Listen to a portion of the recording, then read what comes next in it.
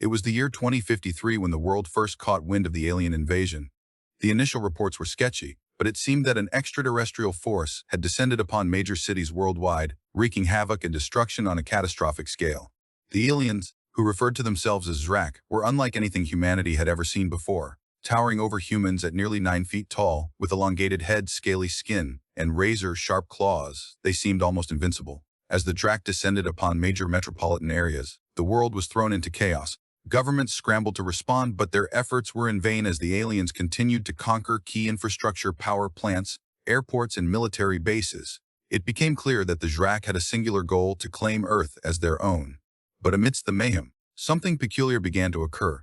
The Zrak's advanced technology, which seemed so effortlessly superior at first glance, was starting to falter. Their once sleek spaceships were now limping, their energy sources dwindling. Their advanced suits, capable of withstanding extreme temperatures and atmospheric conditions, were beginning to crack and shatter under the strain. The reason for this unexpected weakness lay not in human ingenuity or counterattack, but rather in something much more fundamental: gravity. Earth's gravitational forces, which had long been taken for granted by humans, were wreaking havoc on the Zrak physiology. It started with minor complaints: dizziness, disorientation, and a creeping sense of unease that manifested as anxiety attacks among the alien ranks.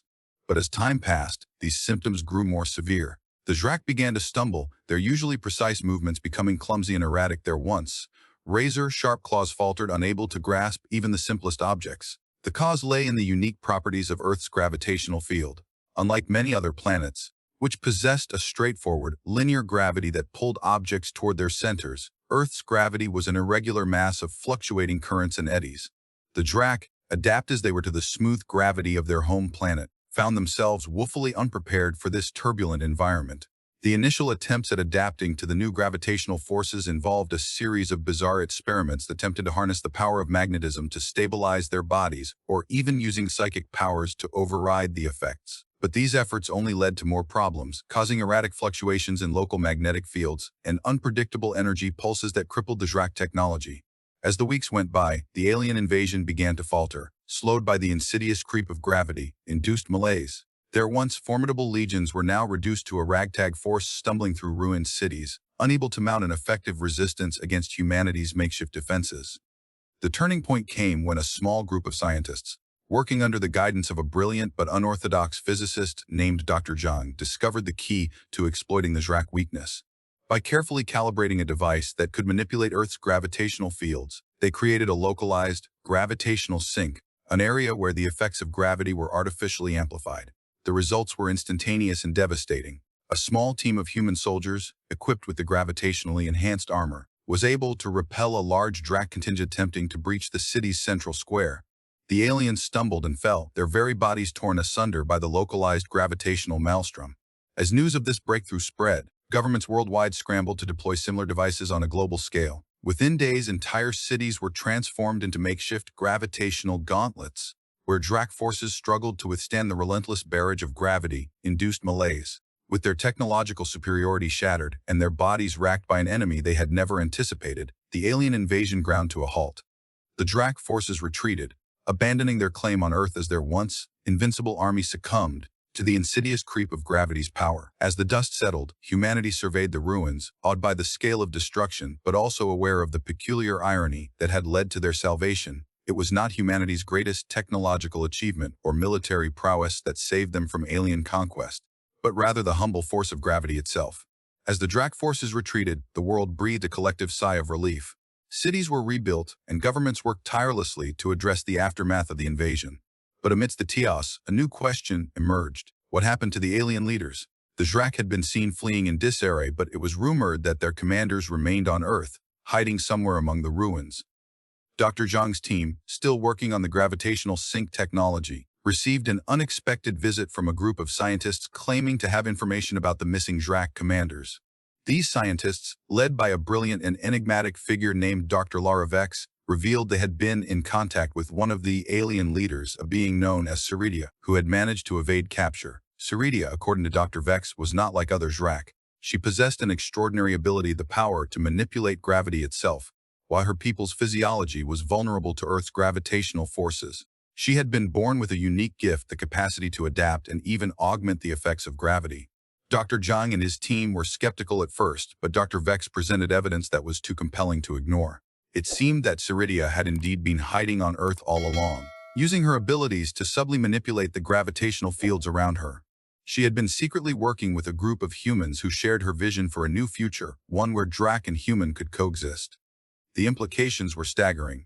If Ceridia's claims were true, it meant that the alien invasion was not just a military campaign, but also an experiment in adapting to Earth's gravity. The Drac had been using their advanced technology to try and understand the intricacies of humanity's home planet, and they had underestimated its power. As news of Vex's claims spread, governments around the world began to reevaluate their stance on the alien invasion. Tensions between nations eased as diplomats worked to establish communication channels with Ceridia, who revealed herself in a series of cryptic messages. The Drac leader proposed a shocking new agreement. In exchange for abandoning their claim on Earth, humanity would provide her people with access to advanced gravitational research facilities, allowing them to study and learn from the very force that had nearly destroyed them. The deal was met with skepticism at first, but as Ceridia's true intentions became clear, it seemed like a chance worth taking. Over time, the collaboration between humans and Drac flourished. Zhang and his team worked closely with Ceridia to develop new gravitational technologies that could benefit both species. The alien leader, it turned out, had an innate understanding of humanity's greatest weakness, their reliance on fossil fuels, and proposed a revolutionary new energy source, one that harnessed the power of gravity itself. As the partnership between humans and Drac deepened, the world entered a new era of cooperation and innovation. The once feared alien invasion became a distant memory, replaced by an extraordinary opportunity for mutual discovery and growth. Ceridia's gift, her ability to manipulate gravity, had turned out to be not only a liability, but also a key to unlocking a brighter future for both species. But as the years passed, whispers began to emerge about a darker side to the partnership. Some humans suspected that Ceridia's true intentions were far more sinister than anyone could have imagined, and that her manipulation of gravity was just the beginning of a much larger plan. The world had escaped one alien invasion, but had it merely traded one threat for another. As the years went by, Ceridia's influence continued to grow. She became a figure of immense power and respect, working closely with governments and scientists around the world to develop new technologies based on her manipulation of gravity. Her people, once shunned and feared, were now welcomed as allies and partners. But not everyone was convinced that Ceridia's intentions were pure. A small group of scientists, led by Dr. Rachel Kim, began to investigate the strange effects they noticed around the alien leader. Equipment would malfunction when she was near, and some even reported experiencing vivid, disturbing visions after interacting with her. Dr. Kim, a renowned expert in exobiology, started to suspect that Ceridia's gravity manipulation was not just a natural ability, but something more sinister. She proposed a theory. What if Ceridia's powers were not based on her own biology, but rather on some external source? What if she was tapping into an unknown energy field, one that was influencing the very fabric of reality itself? As Dr. Kim delved deeper into her research, she began to uncover evidence that shook the scientific community to its core. Ceridia's gravity manipulation, it seemed, was not just a unique ability, but a gateway to a much larger, more complex system. The source of this energy field turned out to be an ancient network of gravitational vortexes scattered across the galaxy like cosmic breadcrumbs. These vortexes, known as gravity knots, were said to hold the secrets of the universe's earliest moments, and Ceridia had somehow managed to tap into them. Dr. Kim's findings sparked a heated debate within the scientific community. Some hailed her as a visionary, while others dismissed her claims as pseudoscience. But one thing was certain: if Dr. Kim's theories were true, it meant that Ceridia's powers went far beyond mere manipulation of gravity and into the realm of cosmic power itself. As tensions between believers and skeptics rose, Ceridia herself began to change. Her behavior became increasingly erratic, as if she was struggling with some unseen force. Her eyes took on an otherworldly glow, and her words grew laced with an almost malevolent intent. It seemed that the gravity nuts were affecting not just Ceridia but the entire planet. The very fabric of reality began to warp and distort, as if something was clawing its way out from beneath the surface. Dr. Kim's warnings fell on deaf ears. World leaders, still enthralled by the promise of new technologies and resources, chose to ignore her concerns. But one person did listen: a young scientist named Eleanor Quasar, who had been quietly working with Dr. Kim to unravel the secrets of the gravity knots. Eleanor's eyes widened as he grasped the implications. Ceridia was not just manipulating gravity, she was summoning something from beyond the veil of reality itself, something that threatened to consume the very fabric of existence. The world teetered on the brink of chaos, as Ceridia's powers reached a catastrophic crescendo. The gravity nuts pulsed with an energy unlike anything seen before, and Eleanor knew he had to act fast. In a desperate bid to stop Ceridia, Eleanor turned to an ancient technology hidden deep within the planet's crust, a device known as the gravity anchor. It was said to have been built by an ancient civilization, one that had understood the secrets of the gravity knots and used them to stabilize the universe itself. Eleanor knew it was a long shot, but he also knew that humanity's very existence depended on stopping Ceridia. The fate of the world hung in the balance, as Eleanor prepared to face off against the alien leader in a battle for control over the gravity knots. Eleanor made his way to the heart of the gravity knot network, a labyrinthine complex hidden beneath the Earth's surface. The air was thick with an otherworldly energy, and he could feel the weight of the gravity knots bearing down upon him. As he navigated the twisting tunnels, Eleanor encountered strange creatures born from the raw power of the knots. They were drawn to Ceridia like moths to a flame, their twisted forms writhing in agony as they fed on her energy. The air grew colder and darker, until Eleanor stumbled into a vast underground chamber filled with an unearthly glow. At its center stood Ceridia, surrounded by swirling vortexes of gravity that seemed to defy the laws of physics. "You should not have come here." Ceridia spat, her eyes blazing with an energy that was both captivating and terrifying. "I had to stop you," Eleanor replied, his voice steady despite the tremors in his hands. "Your power is growing out of control. You're threatening the very fabric of reality." Ceridia's smile grew wider, and she raised a hand to summon forth a maelstrom of gravity that sent Eleanor flying across the chamber. "You are weak," she declared, her voice echoing through the cavernous space. "Your species is but a fleeting moment in the grand tapestry of time. And I am the key to unlocking its secrets." Eleanor struggled to his feet, his mind reeling with the implications of Ceridia's words. He knew he had to act fast before she unlocked the full potential of the gravity knots and unleashed a cataclysm upon the world. With a deep breath, Eleanor activated the gravity anchor, channeling its power into a massive energy shield that encircled him like a protective aura. The device hummed with an otherworldly resonance, as if it was drawing upon ancient knowledge to counter Ceridia's gravity manipulation. The two forces clashed in a spectacular display of light and sound as Eleanor fought to contain the chaos unleashed by Ceridia's powers. Vortexes swirled around him like living whirlwinds, threatened to consume everything in their path. Dr. Kim, who had been watching from a safe distance, finally understood the true nature of the gravity knots and Ceridia's connection to them. She knew that Eleanor was risking his very soul to stop the alien leader, and she realized that she had one last trick up her sleeve. With a calculated risk, Dark Kim activated an experimental device hidden within the gravity anchor's core. A burst of concentrated energy shot forth from the device, striking Ceridia with a blast that sent her stumbling backward. The force of the impact threw Eleanor off balance, but he managed to maintain his footing as Ceridia regained her composure and launched a counterattack. The battle raged on, with Eleanor fighting to keep the gravity anchor's shield intact, while Dr. Kim struggled to stabilize the device and unlock its full potential. But as they clashed with Ceridia, it became clear that their efforts were having an unexpected effect. The gravity nuts themselves seemed to be responding to the chaos. The ancient network began to stir, its energy coursing through the planet like a revitalizing elixir. And at its center, Eleanor felt a presence awakening, one that spoke of secrets beyond human comprehension and ancient powers waiting to be unleashed.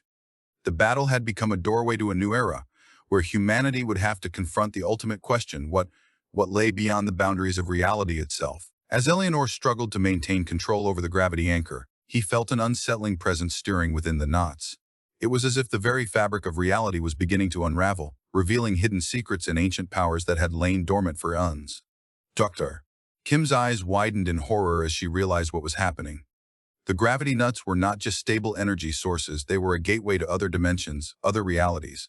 And Ceridia's manipulation of them was creating a rift between worlds, threatening to unleash untold horrors upon the universe. "We have to stop her," Dr. Kim shouted above the din of battle, her voice desperate with urgency. "We can't let her control the knots anymore." Eleanor gritted his teeth as he poured all his energy into maintaining the gravity anchor's shield. But it was a losing battle. Ceridia's powers were growing stronger by the minute, fueled by the ancient energies of the knots. Suddenly, Eleanor felt himself being pulled through the rift, sucked into a realm beyond the confines of reality. He stumbled forward, disoriented and lost in an endless expanse of swirling colors and distorted shapes.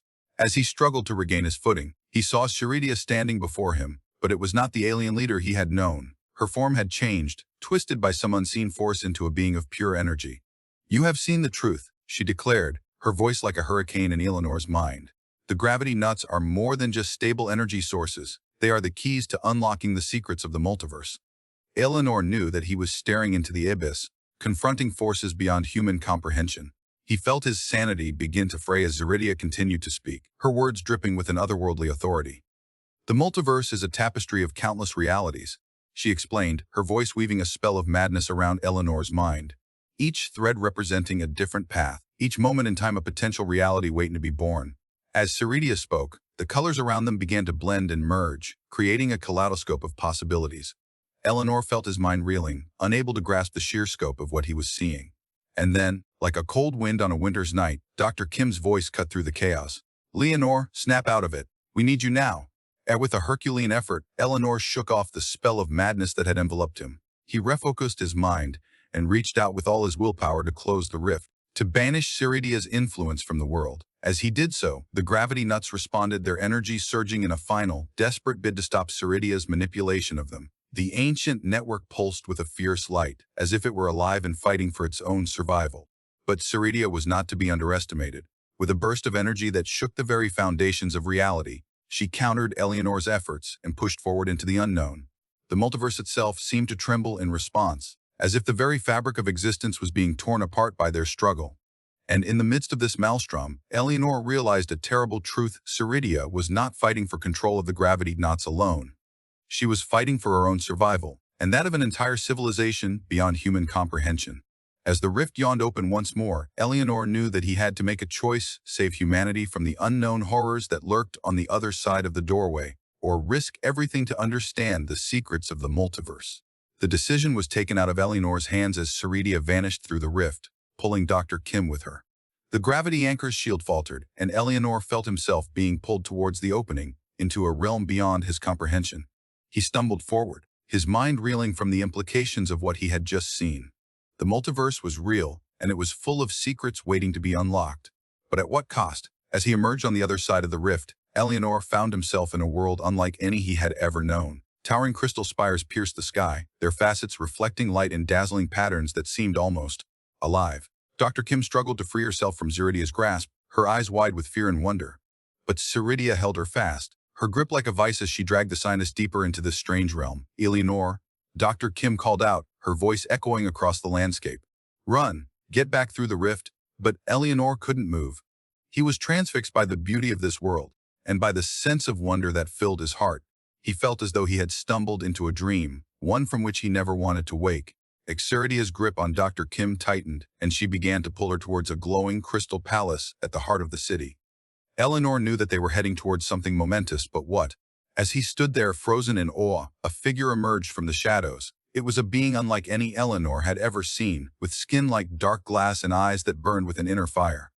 "Greetings, traveler," the being said, its voice like music on the wind. "I am Arkia, guardian of this realm, and you, our curiosity." Eleanor hesitated, unsure of how to respond. But Arkia's gaze was piercing, and he felt himself drawn into the depths of its eyes. "You have seen the truth," Arkia said, as if reading Eleanor's mind. "You have glimpsed the multiverse, and now you must make a choice: return home or stay with us and learn the secrets of the cosmos." As Eleanor pondered his options, Zaridia's voice echoed through the city, her words dripping with malice. "No," she said, her eyes blazing with fury. "He will not be allowed to leave. We have brought him here for a reason: to unlock the secrets of the multiverse, and to bring us one step closer to our ultimate goal." Eleanor's heart sank as he realized that Zaridia had been using Dr. Kim all along, manipulating her into bringing him to this realm, where he would be forced to reveal the secrets of the multiverse. With a newfound determination, Eleanor steeled himself for what lay ahead. He knew that he had to stop Zaridia's plans, no matter the cost. But as he looked around at the wonders of this alien world, he couldn't help but feel a sense of trepidation, for he knew that he was walking into a darkness from which there might be no escape. Eleanor's resolve hardened as Zaridia's words hung in the air like a challenge. He knew that he had to stop her, no matter what secrets lay hidden within this realm. "I will not help you," Eleanor declared, his voice firm and resolute. "I'll find a way back home, and I'll make sure that Zaridia's plans are stopped." Zaridia's laughter echoed through the city like a cold wind on a winter's night. "You're no match for me, Eleanor," she sneered. "I have the power of the multiverse at my fingertips, and you're just a foolish mortal." But Arkia stepped forward, its dark glass, like skin, glistening in the light. "The traveler has made his choice," it said, its voice like a river flowing smoothly over rocks. and I will see that he is given the chance to fulfill it. With a wave of its hand, Archaea summoned a being unlike any Eleanor had ever seen. It was a creature of pure energy, with tendrils of light that danced and swirled around its form. "This is Ethan," Archaea said, "a master of the ancient arts who will teach you the secrets of the multiverse." Eleanor's eyes widened in shock as he felt himself being drawn towards Ethan. The creature's energy enveloped him, like a warm bath that soothed his mind and body. And then, Eleanor was flooded with visions, images of distant worlds, ancient civilizations, and forgotten technologies. He saw the multiverse in all its glory, a tapestry of countless realities woven together by threads of probability and possibility. Ceridia's voice screamed in his mind, but Eleanor felt himself becoming stronger, more confident. He knew that he was being given a gift, the chance to see beyond the veil of reality and to understand the secrets of the cosmos. But as he gazed into the heart of the multiverse, Eleanor saw something else, a warning, left by an ancient civilization who had gone before him. A warning that spoke of a great danger, one that threatened to destroy the balance of the multiverse itself. And in that moment, Eleanor knew that his journey was far from over. He still had to face the challenges ahead, and to make choices that would determine the fate of countless worlds. "Archaea," he said, his voice barely above a whisper. "What does it mean? What is the danger that threatens the multiverse?" Archaea's dark glass-like skin seemed to ripple with unease as it spoke. "The Devourer comes," it said, its voice barely audible over the wind. "A creature of darkness and chaos, which feeds on the very fabric of reality itself." Eleanor's eyes widened in horror as he felt his mind reeling with the implications. The multiverse was under threat, and he knew that he had to do something to stop it. But what could one man do against such a monstrous foe? As Eleanor struggled to comprehend the enormity of the danger, Ethan's energy dissipated, leaving him feeling drained but also strangely invigorated. He knew that he had been given a glimpse into a realm beyond his understanding, and that he had been tasked with a mission that would test the limits of his courage and wits. Archaea stepped forward, its dark glass-like skin seeming to shimmer in the light as it spoke. "The Devourer is an ancient entity, born from the chaos that precedes creation itself," it said. "It feeds on the energies of entire universes, leaving behind a trail of desolate worlds and shattered realities." Eleanor's mind reeled at the thought of such a creature existing in the multiverse. He felt like he was staring into the abyss, with no safety net to catch him if he fell. "But there is hope," Archaea continued, its voice steady and reassuring. "For we have discovered that the Devourer can be slowed, even halted, by a specific frequency of energy. A frequency that resonates through the fabric of reality itself." Ceridia's ladder echoed through the city once more, but this time it was tinged with a hint of desperation. "You fools," she spat. "You think you can stop me? I have harnessed the power of the multiverse to further my own goals, and nothing will stand in my way." Eleanor's eyes locked onto Ceridia, his determination burning brighter than ever before. He knew that he had to stop her plans, no matter what secrets lay hidden within this realm. "I'll find a way," he said, his voice firm and resolute. "I'll gather the energy you need to slow down the Devourer. But first, I want answers." Archaea nodded its head in approval. "The time for questions has come," it said. "Ethan will guide you on your journey, but first you must understand the nature of the multiverse and the role that Ceridia plays within it." As Ethan's energy enveloped him once more, Eleanor was flooded with visions of ancient civilizations and forgotten technologies. He saw the birth of stars and galaxies, and the dance of particles and waves that governed the universe. And he saw Ceridia, a being born from the chaos of the multiverse itself. Fueled by an insatiable hunger for power and knowledge, she had mastered the art of manipulating probability and possibility, bending reality to her will as she sought to reshape the very fabric of existence. Eleanor's mind reeled at the scope of Ceridia's ambitions, but he knew that he couldn't afford to be intimidated. He was a traveler from another world, tasked with stopping a monstrous foe that threatened to destroy countless realities. With newfound determination, Eleanor steeled himself for what lay ahead. He would gather the energy needed to slow down the Devourer, no matter the cost. And he would stop Ceridia's plans, no matter how impossible it seemed. For in this realm of wonder and awe, where the very fabric of reality hung in the balance, Eleanor had discovered a new purpose: to protect the multiverse from those who would seek to destroy it. With Ethan's energy coursing through his veins, Eleanor felt invigorated and ready to face the challenges ahead. He knew that he had to gather the specific frequency of energy needed to slow down the Devourer, a task that seemed daunting but not impossible. Archaea nodded its head in approval. "You have been given a gift, traveler," it said. "Athon's energy will guide you on your journey, and I will provide you with the knowledge you need to succeed." As Eleanor set off on his quest, he was accompanied by Ethan, who continued to fuel him with energy and insight. They traveled through realms both familiar and strange, encountering beings of light and shadow, each with their own agendas and motivations. Their first stop was a realm known as the Nexus, where the threads of probability and possibility converged. Here, Eleanor hoped to gather information about Ceridia's plans and learn more about the Devourer. As they navigated the labyrinthine corridors of the Nexus, Eleanor encountered a mysterious being known as the Weaver. This enigmatic figure wove the fabric of reality itself, manipulating probability and possibility every thread. The Weaver spoke in riddles, its voice like a gentle breeze on a summer's day. The Devourer feeds on the very essence of existence, it said. But there is one who has mastered the art of escaping its notice. Adelinor's eyes narrowed as he asked, "Who is this person?" The Weaver smiled, its threads shimmering with amusement. "Ah, traveler, you would be surprised at who it is. It is not a being from this realm, nor one from another world. No, it is something far more unexpected." Eleanor's mind reeled as he tried to comprehend the Weaver's words. What could be expected if not a being from another world? Suddenly, the answer dawned on him. "Is it a concept?" Eleanor asked, his voice barely above a whisper. The Weaver nodded its head in approval. "Yes, traveler, you understand. It is indeed a concept, one that has been born from the chaos of the multiverse itself." Eleanor's eyes widened as he grasped the truth. The Devourer was not just a creature, but a manifestation of the multiverse's own darkness and chaos. With this knowledge, Eleanor felt a sense of determination wash over him. He would stop Ceridia's plans, no matter what it took. And with Athon's energy guiding him, he knew that he could face whatever challenges lay ahead. As they left the Nexus behind, Eleanor turned to Archaea and asked, "What is our next destination?" "We need to gather more information about Ceridia's plans and learn how to harness the specific frequency of energy needed to slow down the Devourer." Archaea nodded its head in approval.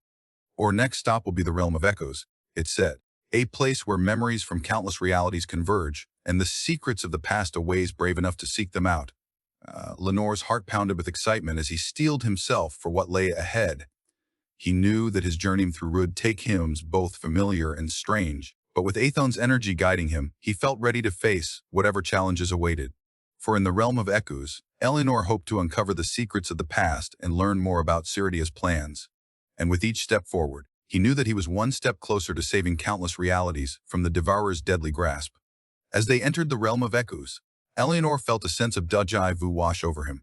The air was thick with memories, each one a thread in the intricate tapestry that was reality. Archaea led the way through the winding corridors, its dark glass like skin reflecting the echoes of countless pasts.